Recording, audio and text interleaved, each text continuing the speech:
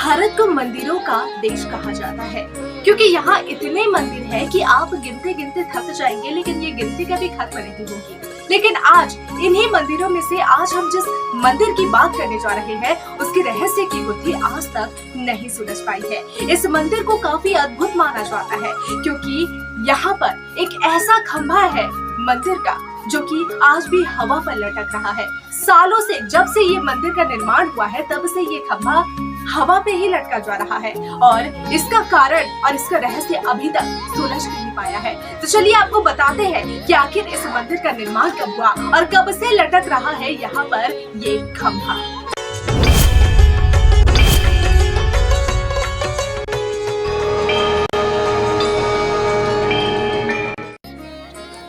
भारत में इतने मंदिर हैं कि आप घूमते घूमते थक जाएंगे, लेकिन इनकी संख्या कभी खत्म नहीं होगी। हमारे देश में कई ऐसे मंदिर हैं जो अपनी खूबसूरती और अनोखी मान्यताओं के लिए मशहूर है। ऐसा ही भारत का एक अनोखा मंदिर है जो आंध्र प्रदेश के अनंतपुर में मौजूद है। लोपाक्षी नाम की इस प्रसिद्ध मंदिर से जुड़ी दिलचस्प बात तो ये है कि इस मंदिर का एक खंभा हवा में झूलता है और इस रहस्य की गुत्थी को वैज्ञानिक भी नहीं सुलझा पाए। तो चलिए अब आपको इस मंदिर में हवा में लटके हुए खंभे के बारे में बताते हैं। लोपाक्षी मंदिर हैंगिंग पिलर टेम्पल के नाम से भी काफी मशहूर है। आपको जानकर शायद हैरानी हो, लेकिन मंदिर में कुल 70 खंभे हैं, जिसमें से एक खंभा ऐसा है जो जमीन से बिल्कुल भी जुड़ा हुआ नहीं है। खंभा हवा में ही लटका रहता है। यहाँ आने वाला हर व्यक्ति टेस्ट करने के लिए खंभे के नीचे कपड़ा डालकर जरूर देखता है। लोपाक्षी मंदिर को आकाश स्तंभ के नाम से भी जाना जाता है। ये खंभा जमीन से आधा इंच ऊपर उठा हुआ है।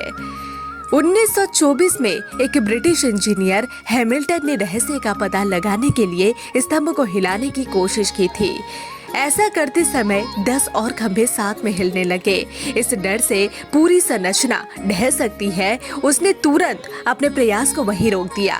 बाद में भारतीय पुरातत्व सर्वेक्षण ने अच्छे से जांच की और साबित किया कि स्तंभ का निर्माण गलती के रूप में नहीं किया गया था, बल्कि उस समय के बिल्डरों की प्रतिभा को साबित करने के लिए जानबूझकर बनाया गया था।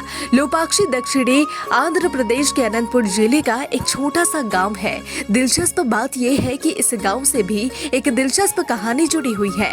जैसा कि किंवदंतियों का कहना है, ये गांव वो जगह है जहां हिंदू महाकाव्य रामायण में रावण द्वारा पराजित होने के बाद पक्षी जटायु गिर गए थे और जब भगवान राम ने पक्षी को देखा तो उन्होंने कहा ले पक्षी, जिसका तेलुगु भाषा में अर्थ है उदय पक्षी।